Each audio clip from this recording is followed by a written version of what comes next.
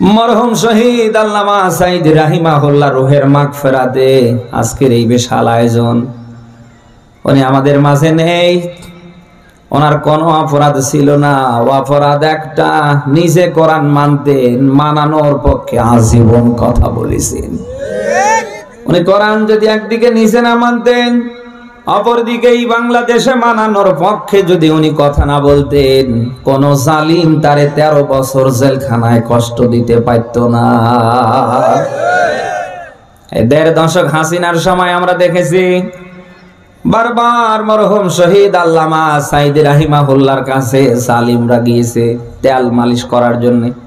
শুধু আপনি জামাতি ইসলাম প্রকাশ্যে ঘোষণা দিয়ে ত্যাগ করেন, আপনি নতুন ইসলামী দল বানান, রাষ্ট্র আপনাকে সর্বোচ্চ সহযোগিতা করবে। বলেন, আল্লামা সাইদি রাহিমাহুল্লাহ জালিমদের কথায় কোনো কর্ণপাত করেনি। তিনি তার একক সিদ্ধান্তের উপর অটল ছিলেন। জীবন চলে যেতে পারে, কোরআন থেকে, কোরআনের রাজ কায়েমের পথ থেকে এক চুল পরিমাণ নড়ে দাঁড়াতে পারি না। আজকে সেই মানুষটা রুহের মাগফিরাতে আপনারা এসেছে। দোয়া করি আল্লাহর কাছে, আল্লাহ তাআলা যেন মরহুম শহীদ আল্লামা সাইদি রাহিমাহুল্লাহর জীবনের ভালো কাজগুলির দিকে তাকিয়ে টুকিটাকি অপরাধগুলো আল্লাহ যেন মাফ করে দেন। জান্নাতের সর্বোচ্চ মাকাম যেন আল্লাহ দান করে। তার সারা জীবনের চাওয়া ছিল এই বাংলাদেশ যেন কোরআন দিয়ে চলে। বলেন, আজ তিনি নেই। টেকনাফ থেকে তেতুলিয়া, রূপসা থেকে পাথুরিয়া, সুন্দরবন থেকে বান্দরবন, সারা বাংলাদেশে জোয়ার উঠেছে। আগামীর বাংলা হবে কোরআনের বাংলা, আগামীর বাংলাদেশ হবে ইসলামপন্থীদের বাংলাদেশ। কারণ যেদিকেই তাকাই সেদিকেই আভাস আগামীর বাংলাদেশ কোরআনের বাংলাদেশ। আজকে আপনারা দেখেছেন রংপুর বিভাগীয় শহরে 8 ইসলামী দলের বিশাল একটা সমাবেশ হয়েছে। যেদিকে তাকাই সেদিকে শুধু মানুষ আর মানুষ। আল্লাহু আকবার। অন্যান্য দলের দলীয় প্রোগ্রাম করতে গেলে কত কিছু দিতে হয়, 500 করে টাকা, দুপুরে গোস্ত ভাত, এসে কত কি বলবেন কেন। কিন্তু আজকে 8টি ইসলামিক দলের মহাসমাবেশ হয়েছে। আপনি জিজ্ঞেস করেন যারা গিয়েছে, কাউকে ওই রকম 500 টাকা দেয়া হয়নি, বিরিয়ানির প্যাকেট দেয়া হয়নি, বরং যারা গিয়েছে তাদের কাছ থেকে আরো টাকা নেওয়া হয়েছে। খুব বেশি বানালাম, আপনারা এর জন্য রাজসাক্ষী। বাংলাদেশে যত দল আছে ভাই, বিশেষ করে জামাতি ইসলামী অন্য কোন দলের মতো বলেন, আপনি যত দল দেখছেন জামাতি ইসলামী ভিন্ন। এই দল করতে যোগ্যতা লাগে, এই দল করতে গেলে বুক ভর্তি টাকাও লাগে। বলেন, যোগ্যতা না থাকলে আপনি এই দলের কোন একটা পদে আসতে পারেন? এ দল তো ওই দলের মতো না যে আপনার টাকা পয়সা আছে, আপনারে ধরে একেবারে সভাপতি বানিয়ে দিল। জামাতি ইসলামের এক একটা সভাপতির ওয়েট কত আপনি জানেন? শপথের একটা কর্মীর কি পরিমাণ সম্মান আপনি বোঝেন? তার এই জায়গায় আসতে গিয়ে 70 থেকে 72টা বই পড়া লেগেছে। বলেন না কেন? কত আলেম রে দেখেছি শপথ নিতে গিয়ে, শপথ অনুষ্ঠানে গিয়ে ফেল করে। এটা যেন তেন সংগঠন না। যদিও আজ অনেকে চাপা পিট আছে, অমুক তমুক, অনেকে ফতোয়াবাজি করছে না যে ওনারা নিলে ওটা কি বলে জানো, হ্যাঁ, এয়ানত, আর আমরা নিলে সাদা। সাদা আর ইয়ানত কি এক বলেন তো? এই বলেন, সাদা আর ইয়ানত কি এক? ইয়ানত যারা আদায় করে জামাত ইসলামীর ভাইরা, এরা কি কারোর বাড়িতে গিয়ে এরকম বন্দুকের নল ঠেকায়? হ্যাঁ, মানুষ যেটা স্বেচ্ছায় দেয় এটার নামে ইয়ানত। সাদা তো ওইটাকে বলা হয় বাড়িতে গিয়ে বন্দুকের নল ঠেকিয়ে 5 লাখ টাকা দাবি করছেন, ব্যবসা প্রতিষ্ঠানে গিয়ে 10 লক্ষ টাকা দাবি করছেন, আর দাবি করে যেটা আদায় করা হয় এর নাম কি বলেন?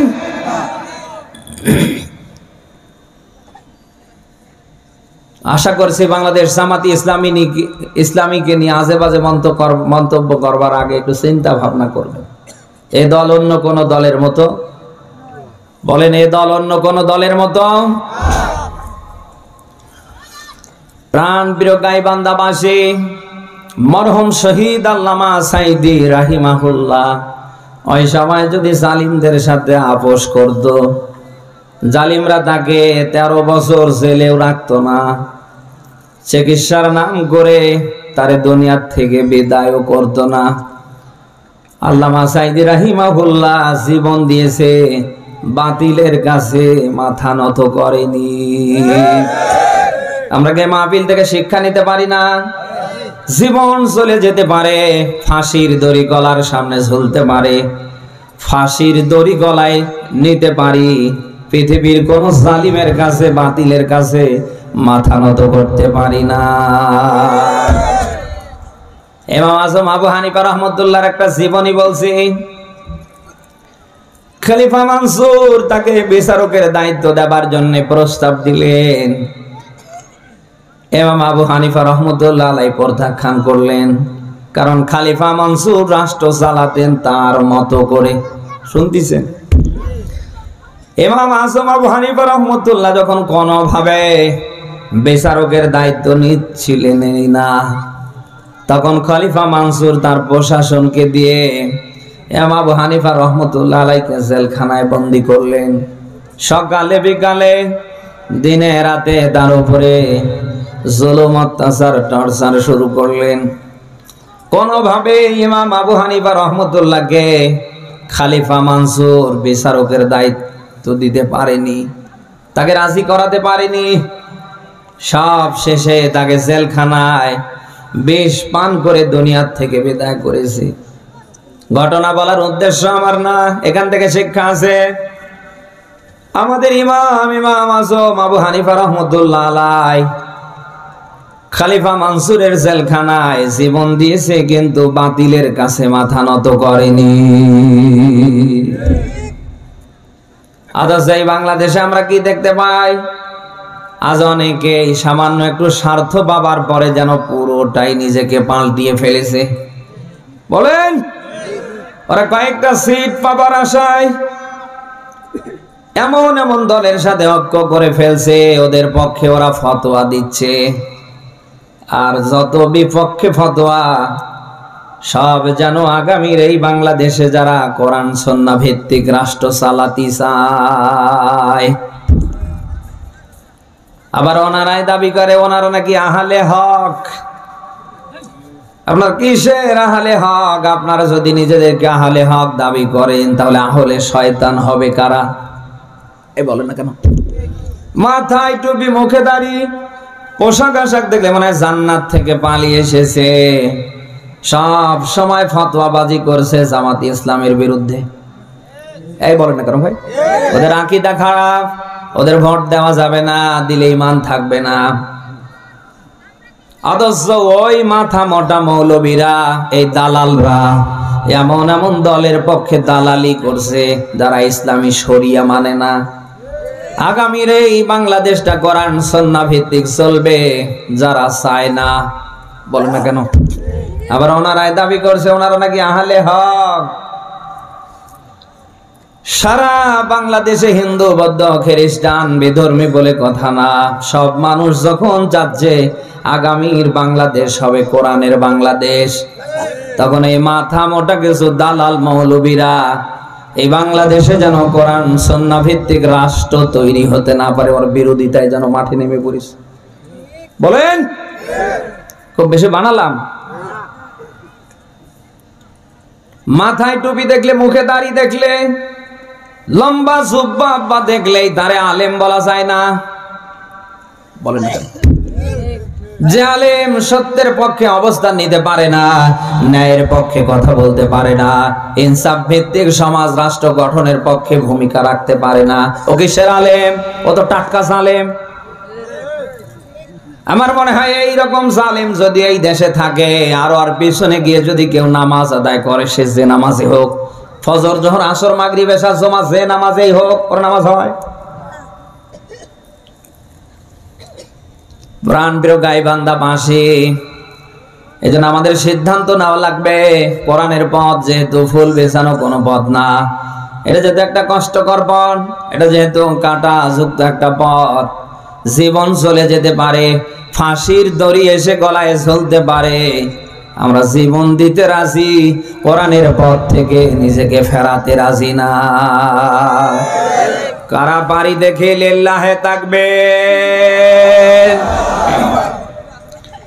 মুমিন তো কখনো মাথা নত করে না, হোক না সে বন্দি কারাগারে। মুমিন কি ভয় করতে পারে ভাই? জেল, জুলুম, জরিমানা, মামলা, হামলা, মৃত্যু, মুমিন এগুলি পরোয়া করে না। মুমিন মনে করে এগুলি হাদিয়া, মরলে শহীদ, বাঁচলে কি? আরো জোরে বলেন। মুমিন মুসলিমরা মনে করে বাঁচলে গাজী, আর মরলে কি? শহীদ। ভয় করে কারা? মুনাফিক যারা। না, এ দেশে তো মুনাফিক নেই। হ্যাঁ, এখানে কত মুনাফিক আছে। ওনার মাথার টুপি, মুখের দাড়ি, পোশাক আশাক দেখলে মানে জান্নাত থেকে পালিয়ে এসেছে। উনি সব চায়, শুধু চায় না আগামীর এই বাংলাদেশে কোরআনের রাজ কায়েম হোক।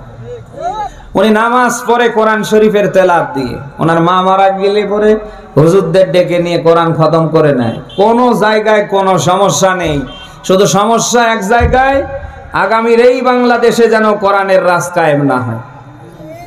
বলেন না কেন? মুনাফিকরা যুগে যুগে এরকমই করেছিল, আল্লাহর বিধান যেন সমাজে রাষ্ট্রে কায়েম না হয়।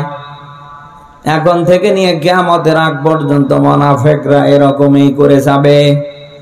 কারণ মুনাফিকরা ভালো করে জানে, কোরআনের বিধান দিয়ে, আল্লাহর বিধান দিয়ে যদি সমাজ চলে, রাষ্ট্র চলে, ওরা যা করে সব জাতির সামনে প্রকাশ হয়ে যাবে। আগামীতে ওদের পিঠের কারোর চামড়া এই দেশে থাকবে না। এজন্যই তো এই বাংলাদেশে আমরা দেখতে পাচ্ছি মুনাফিকরা যেন উঠে পড়ে লেগেছে, যেভাবেই হোক টুপিওয়ালাদের ঠেকাও। ১.৫ দশক হাসিনা ক্ষমতায় থাকতে গিয়ে আমরা দেখেছি হাসিনার দোসরদের বক্তব্য শুধু পাল্টা পাল্টি। ওদের বক্তব্যই শুরু হতো জামাত শিবির নিয়ে, ওদের বক্তব্যই শেষ হতো জামাত শিবির নিয়ে। বলেন না কেন? ২৪ পরবর্তী বাংলাদেশে আমরা দেখতে পাচ্ছি আবার নতুন একটা দল, একটা গোষ্ঠী ঠিক সেম হাসিনার পথেই সুর ধরে যেন হাঁটছে। ওদের মতো করে এদের বক্তব্যই শুরু হয় জামাত শিবির নিয়ে, বক্তব্যই যেন শেষ হয় জামাত শিবির নিয়ে। বলেন না কেন? ওরে এতদিন জামাত শিবিরের বিরুদ্ধে টু জেড এটা ওটা চাও করেনি, তাও তারা বলেছে। ঠিক আছে, এই ২৪ পরবর্তী বাংলাদেশে আর একটা গোষ্ঠীকে আমরা যেন তাই করতে দেখতে পাচ্ছি। সারাই নামল ২৭ নাম্বার সরার ১৯ নাম্বার পাড়ার ২২ নাম্বার পেরিস্টার ৫২ নাম্বার আয়াতে পাবেন, ফাতিল কাবয়তুহুম খাবিয়াতাম বিমা যালামু ইন্না ফি যালিকা লাআয়াতাল লিকাওমিন ইয়ালামুন। বলেন আল্লাহু আকবার। আয়াতটার দিকে খেয়াল করেন। আল্লাহ পাক বলেন, তোমরা কি ওই সমস্ত জালিমদের বাড়ি ঘরগুলির দিকে তাকাও না? বিমা যালামু, শুধু জুলুম করবার কারণে আমি আল্লাহ খাবিয়াতান, ওদের বাড়ি ঘরগুলি আমি আল্লাহ একেবারে শূন্য করে দিয়েছি। ১.৫ দশক যারা আমাদের মাথার উপরে ভর করেছিল, যারা মনে করেছিল দেশটা আমাদের আর দেশের মানুষ যেন ভাড়াটিয়া, বলো না কেন, যাদের লাগতো না কোনো ভোট, নিজের হাজার হাজার অন্যায় অপরাধ করেছে, একটা বার ওই দিকে তাকায়নি, শুধু অন্যায় অপরাধ হিসাবে আমাদের দেখেছে। বলে আপনি দেখেন এই ১.৫ দশকের কোন জালিমের বাড়ি কি অক্ষত আছে? খাবিয়াতান, আল্লাহ তাআলা নিজ হাতে যেন জনশূন্য করে দিয়েছে। দেখেন তো কার বাড়িটা ঠিক আছে? 56,000 বর্গ মাইলের এই দেশে 300টার মতো আসন আছে। আপনি দেখেন তো কোন আসনের ওই জালিমটার বাড়ি ঘর ঠিক আছে। অনেকের বাথরুমের কি বলে ওটা, পেন নাকি, ওটা সহ মানুষ খুলে নিয়ে গিয়েছে। এখন ওগুলো মানুষ ব্যবহার করছে পেশাবখানার পায়খানার বাথরুম হিসাবে। কয়েকটা দিনের কথা, এত সহজে আপনি ভুলে গেলেন। আপনি যদি ওদের পথে ওদের সুরে সামনে হাঁটার চেষ্টা করেন, ওরাও গিয়েছে যে পথে, আল্লাহ আপনাদেরকেও নিয়ে যাবে ওই পথে। আল্লাহ মনে করবেন ধরে না, ধরে না। যদি ধরে আব্বা ডাক দেবার সুযোগ দেবে না। 1.5 দশক হাসিনা বলেছে আমি পালাবো না, শেখের বেটি পালায় না। অথচ শেখের বেটিরে আমরা পালাতে দেখলাম কিভাবে। দুপুরের রান্না হওয়া খাবারটা পর্যন্ত ম্যাডাম খেতে পারল না। বল না কেন? উনি এরকম মিডিয়ার সামনে আসছে কথা বলার জন্য, জবানটা যেন আল্লাহ তার আগেই বন্ধ করে দিয়েছে। ফুটেজ আপনারা দেখেননি? যারা এতদিন বলেছে খেলা হবে, খেলা হবে, দেশের মানুষ সবাই যখন নেমেছে খেলার জন্য, ওরা নেই, সব যেন দিল্লিতে পালিয়ে গিয়েছে। বলেন, আজীবন বলেছে খেলা হবে না, আছে কেউ? আছে। কোথায় আওয়ামী লীগ, কোথায় কাদের কাকা, কোথায় গেল ওই জালিমের গরম গরম কথা? খেলা হবে, খেলা হবে বলে কাকা গেল। বলেন বলেন, হাসিনা পালিয়েছে রে দেশটা ছাড়িয়া, জালিমরা পালিয়েছে রে দেশটা ছাড়িয়া। কি পরিবেশ আল্লাহ তৈরি করেছে, আপনি কি টের পাচ্ছেন? 1.5 দশক আমরা দেখেছি পুলিশ এসে আমাদের ধরতো, আমাদের কোনো নিরাপত্তা ছিল না, স্বাধীনতা ছিল না। বলেন না কেন? রাস্তায় বের হলে হুজুর কোথায় গিয়েছিলেন, পোস্টার দেন, এ দেন সে দেন, তারপরেও শান্তি চায় না। কি ঝামেলা, শেষ পর্যন্ত থানা পর্যন্ত নিয়ে যায়, অনেকে গ্রেফতার পর্যন্ত করেছে। বলেন না কেন? কি আল্লাহর লীলা খেলা। ক্ষমতার একটু পট পরিবর্তন হতে না হতে সেই পুলিশ আবার উল্টো দিকে ওদেরকে দুর্ভিক্ষণ দিয়ে খুঁজছে। বলেন না কেন? আপনি কি মানুষ না আর কি? আমার বলেন তো, চোখের সামনে যাদের হুঙ্কারে, যাদের গর্জনে আপনি বাড়িতে থাকতে পারেননি, আজকে তারা বিড়াল হয়ে গেছে না? এই বলেন না কেন? আপনি তো তাদের দেখেও শিক্ষা নিতে পারেন, বরং আপনি তাদেরকেও যেন হার মানিয়ে ফেলছেন। বলেন না কেন? এখনো ভোট হয়নি, এখনো ক্ষমতায় যাননি, সামনে ক্ষমতা পাবেন কি না আল্লাহই ভালো জানে। এতে আপনার ভাবসাব দেখলে মনে হয় কি হনু রে, আপনি যেন হনুমান হয়ে গিয়েছেন। কেমন লাগে বলেন তো? 1.5 দশকের জালিমদের কাছ থেকে যদি আপনি শিক্ষাও নিতে না পারেন, তো ওদের যা আল্লাহ পরিণতি করেছে তার চেয়ে তো আপনার ডবল করে ফেলবে। বলেন না কেন? কিছু রাখবে? আমার তো মনে হয় সব আল্লাহ নিজ হাতে যেন একেবারে শ্মশান করে ফেলবে। প্রাণ প্রিয় গাইবান্ধাবাসী, এই জন্য সিদ্ধান্ত নেওয়া লাগবে। 54 বছরে সবার শাসন আমরা দেখেছি, সামনে আল্লাহর কোরআনের শাসন আমরা দেখতে চাই। বিএমপি বুঝি না, জামাতে ইসলামী বুঝি না, ইসলামী আন্দোলন বুঝি না, খেলাফত হেফাজত বুঝি না। এই বাংলাদেশ যারা কোরআন সুন্নাহ ভিত্তিক চালানোর প্রতিশ্রুতি দেবে, আমরা তাদের বুঝি। বলেন, যারা এই ক্ষমতায় আসুক আমাদের কারোর কোনো আপত্তি নেই, ওটা বিএমপি হোক, জামাত হোক, অন্যান্য দল হোক।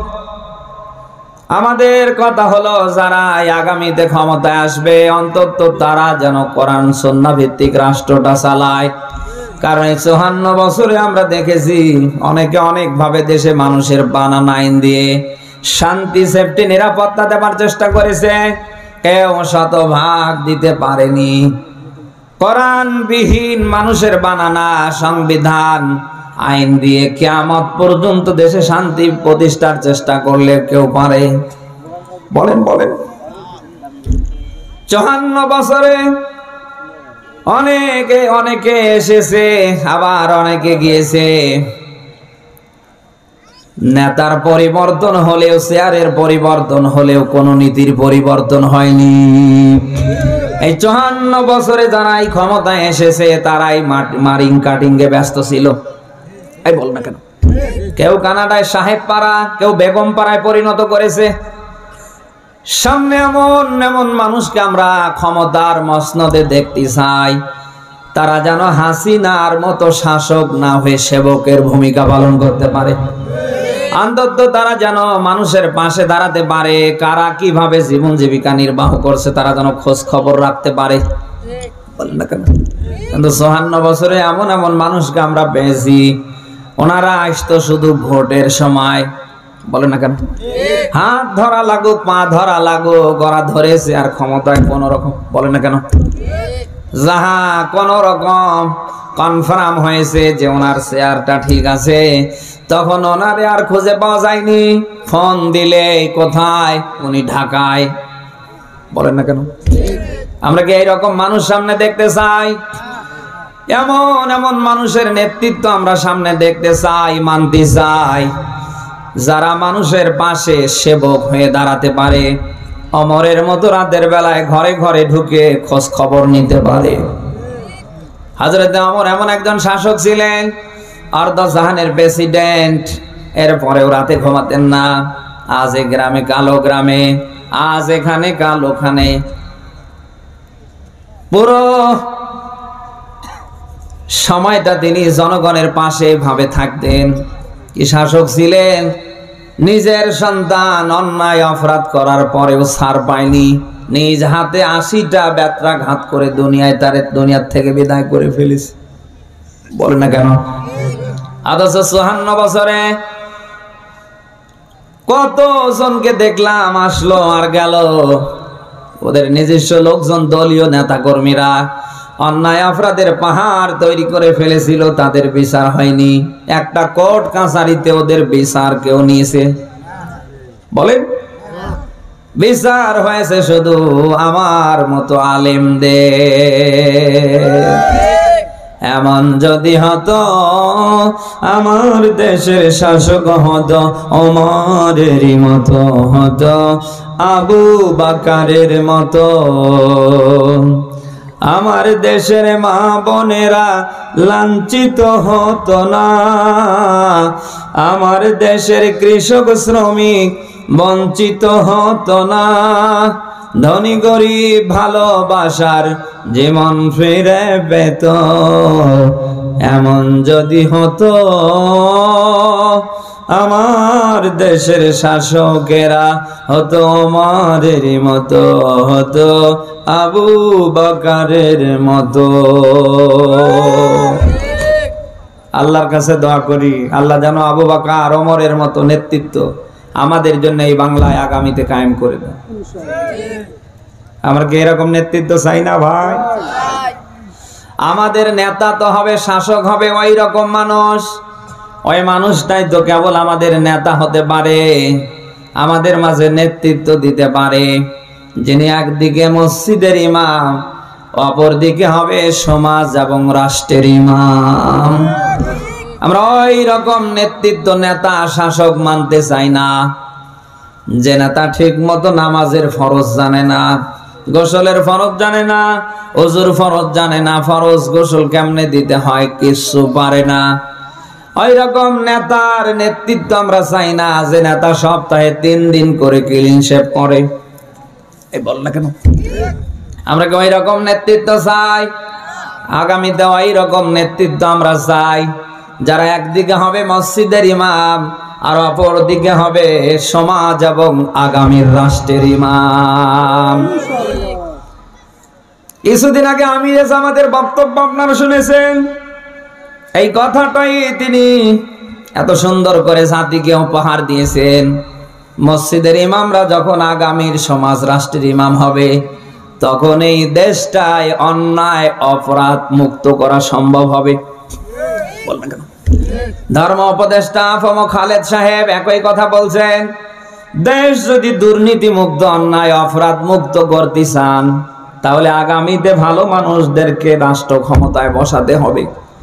দুদকের চেয়ারম্যানও যেন একই কথা বলছে, দেশকে যদি অন্যায় অপরাধ মুক্ত স্বচ্ছ আপনারা দেখতে চান, তাহলে আগামীতে নির্ভেজাল স্বচ্ছ ন্যায় নিষ্ঠাবান মানুষদের ক্ষমতায় বসার বিকল্প নেই। আমি প্রায় বলি যে ওই যে গাছ লাগিয়েছেন আম গাছ, আচ্ছা জাম খাবার আশা করলে কি সম্ভব? আপনি আম গাছ লাগিয়ে জাম খাবার আশা করলে এটা যেমন বোকামি।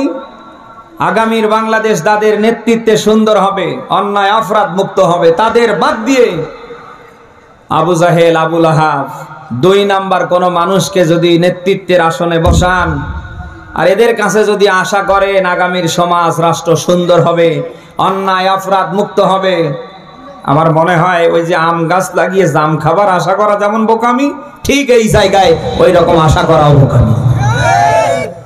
এজন্য আপনাকে সিদ্ধান্ত নেওয়া লাগবে, আপনার ভোট আপনি দেবেন যাকে খুশি তাকে না, যে পাওয়ার হকদার যোগ্য কেবল তাকেই দেবেন। ভোট একটা কি আমানত না? এই বলেন ভোট একটা কি? আপনি যাকে তাকে দিতে পারবেন না। সূরা নিসার 58 নম্বর আয়াতে আল্লাহ নিজেই আদেশ দিয়েছেন, ইন্নাল্লাহা ইয়া'মুরুকুম আন তু'আদ্দুল আমানাতি ইলা আহলিহা। বলেন আল্লাহু আকবার। আয়াতের প্রথম অংশটুকু ফলো করেন।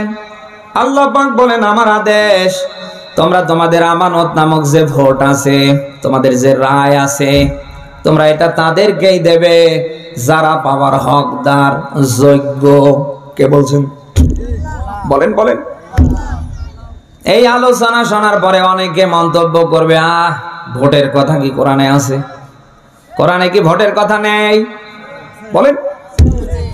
ভোট একটা ইংরেজি শব্দ, বাংলায় হলো রায়, সমর্থন, সুপারিশ। এই কথা শুনতেছেন? আরবিতে বলা হয় আমানত, আরবিতে বলা হয় কি? বলেন বলেন। আরবিতে বলা হয় এটা আমানত। আল্লাহ তাআলা বলেন তোমরা তোমাদের এই আমানত নামক ভোট রায় সবাইকে দিতে পারো না, যে পাওয়ার হকদার যোগ্য তাকে দেয়া লাগবে। ভালো কোনো মানুষকে যদি আপনার এই আমানত নামক ভোট রায় আপনি দিতে পারেন, আপনার কি লাভ হবে? সূরা নিসা 4 নম্বর সূরার 5 নম্বর পারার 10 নম্বর পৃষ্ঠার 85 নম্বর আয়াতে পাবেন, মাইয়াশফা শাফাআতান হাসানা ইয়াকুল লাহু নাসিবুম মিনহা ওয়া মাইয়াশফা শাফাআতান সাইয়্যা ইয়াকুল লাহু কিফলুম মিনহা। বলেন আল্লাহু আকবার। আয়াতটার দিকে খেয়াল করেন। আল্লাহ পাক বলেন যে বা যারা এখানে যে কেউ হতে পারে, আমি হতে পারি, উনি হতে পারে, আপনি হতে পারেন। আল্লাহ বলেন যারা ভালো কোনো কাজে রায় দেবে, সমর্থন দেবে, সুপারিশ করবে, ভালো কোনো মানুষকে রায় দেবে, সুপারিশ করবে, সমর্থন দেবে, ওই মানুষটা সুপারিশ, সমর্থন, রায়, ভোট পাবার পরে চেয়ারে বসে যত ভালো কাজ করবে, ইয়াকুল্লাহু নাসিবুম মিনহা, ওখান থেকে একটা অংশ আল্লাহ আমলনামায় পাঠাতেই থাকবে। কে বলছেন? অপর সিস্টেম দেখুন, ওয়ামাইয়াশফা শাফাআতান সাইয়্যা ইয়াকুল লাহু কিফলুম মিনহা। আল্লাহ বলেন আবার যে কেউ হতে পারে যারা খারাপ কোনো কাজে রায় দেবে, সমর্থন দেবে, খারাপ কোন মানুষকে রায় দেবে, সমর্থন দেবে, ভোট দেবে, ইয়াকুল লাহু কিফলুম মিনহা, ও রায়, সমর্থন, সুপারিশ পাবার পরে, ভোট পাবার পরে চেয়ারে বসে যত আকাম কুকাম করবে, ইয়াকুল লাহু কিফলুম মিনহা, ওখান থেকে তার খারাপের একটা অংশ আপনার আমলনামায় বার্তাবে। কে বলছেন? বলেন। কিয়ামতের ময়দান যেদিন কায়েম হবে, অনেক মানুষ দুঃখ করবে, আফসোস করবে, ডাক দেয়া বলবে রব্বুল আলামিন, আমি তো দুনিয়ায় জেনা ব্যভিচার করিনি, আমি তো কারোর একটা টাকা মেরে খাইনি, আমি তো কারোর জমির আইল ঠেলিনি, আমি তো কোনো অন্যায় অপকর্মই করিনি, সব সময় দিনে রাতে আমি তো আল্লাহ বিল্লাহ নিয়েছিলাম। ও আল্লাহ, আজকে আমার আমল নামা তো অপরাধে ভরে গিয়েছে। আল্লাহ তাআলা ডাক দিয়ে বলবে, বান্দা তুমি দুনিয়ায় অন্যায় অপরাধ করনি, তুমিও যেমন জানো আমি আল্লাহ জানি, কিন্তু এমন এমন মানুষরে তুমি রায় দিয়েছিলে, সমর্থন দিয়েছিলে, ভোটের সময় তোমার ভোট দিয়েছিলে, যারা তোমার ভোট পাবার পরে, রায় সমর্থন পাবার পরে, ওরা ক্ষমতায় বসার পরে 180 মাইল বেগে মদ খাওয়ার লাইসেন্স দিয়েছিল। আই বল না কেন? 180 মাইল বেগে দেশের সম্পদ সব কানাডার সাহেবপাড়া বেগমপাড়ায় পাচার করেছিল। গাইবান্ধা বাসী এই জন্য সিদ্ধান্ত নেওয়া লাগবে, যে কোনো মানুষ আমাদের নেতা হতে পারে না, যে কোনো মানুষের নেতৃত্ব আমরা মানতে পারি না। ওই মানুষটার নেতৃত্ব কেবল আমরা মানতে পারি যে মানুষটা আল্লাহ এবং তার রাসূলের আনুগত্য করে। আমরা পারি না ভাই। ভোট আসলে তো কারোই মাথা ঠিক থাকে না, যারা ভোটার ওদেরও মাথা ঠিক থাকে না, আর যারা ভোট করে ওদের তো আরো মাথা ঠিক থাকে না। ভোটার যারা, তাদের টার্গেট থাকে 1000 টাকা 1000 টাকার নোট আর বিড়ির দিকে, আর যারা ভোট করে ওদের নিয়ত থাকে, ওদের টার্গেট থাকে এসে। বলে না কেন? না, এগুলি করা যাবে না ভাই, টাকার বিনিময়ে না। আজ এই বাংলাদেশের যে অবস্থা ভাই, সত্যি সত্যি এটার যদি আপনি পরিবর্তন চান, তাহলে আগামীতে টাকার দিকে তাকিয়ে ভোট দিলে হবে না। যোগ্য মানুষকে অবশ্যই অবশ্যই আপনার আমানত নামক ভোট দেওয়া লাগবে। আজকে একটা মসজিদের ইমাম বানাতে গিয়ে আপনি কত কিছু দেখেন। দেখেন ইমাম সাহেব লম্বা চূড়া কিনা, মুখে দাঁড়িয়ে আছে কিনা, কণ্ঠ সুন্দর কিনা, জমায় আলোচনা ভালো করে করতে পারে কিনা, কত কিছু দেখেন। এরপরে নিয়োগ দেন। বলেন আগামীতে 2 উপজেলার জন্য যাকে আপনি নির্বাচিত করবেন, মসজিদের ইমামের মতো চুলছেরা বিশ্লেষণ করে তারও ওই রকম যোগ্যতা দেখে চেয়ারে বসানোর দরকার আছে না নেই? মসজিদের একটা ইমাম নিয়োগ দেন 200 400 500 মানুষের জন্য, আর 2টা উপজেলার একজন জনপ্রতিনিধি আপনি নির্বাচন করবেন, যে লক্ষ লক্ষ মানুষের হবে সেবক। মসজিদের সে গুরুত্ব দিয়ে কি তারে নির্বাচনের দরকার নেই ভাই? এই বলেন নেই? নেই। কিন্তু আমরা পারি না, ভোটের সময় আসলে আমরা পারি না। ওই শুধু নাম্বারই 1000 টাকার নোট আর ওই বিড়ির দিকে তাকালে আমাদের সব শেষ। এই সামনে কি এরকম 1000 টাকার নোটের কাছে, বিড়ির কাছে আমরা বিক্রি হতে পারি? কারা পারি না দেখি লিল্লাহে তাকবীর। আল্লাহর কাছে দোয়া করছি যোগ্য মানুষগুলি যেন আগামীতে কোরআন বুকে নিয়ে পার্লামেন্টে যেতে পারে। আমরা চাই না ভাই? চাই। আল্লাহ যেন আমাদের চর্ম চোখে এই দেশে দেখান যে বাংলাদেশটা কোরআন দিয়ে চলছে।